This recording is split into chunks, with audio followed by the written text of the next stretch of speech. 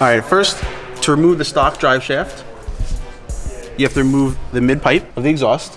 Then up to your 05, there's a shield to cover the back of the drive shaft and the diff that uses 6 14mm bolts. Then there are 2 14mm bolts to hold the center U-joint of the drive shaft to the body. And then the drive shaft has 4 12mm bolts that go into the rear diff. Comes out, we put a little plug in the trans so we don't lose any trans fluid.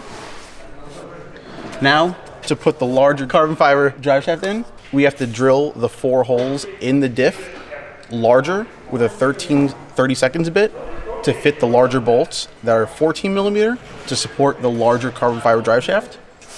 Once drilling those 4 in, you can line the new drive shaft up. It does not use the center U-joint mount anymore, so it just goes straight into the trans, and then the new hardware for it can go straight into the diff. Tighten them up. The stock shield fits and can go back on using those 6 14 bolts, and then you put the new mid pipe on, clean the flanges, use new gaskets, or else you have an exhaust leak.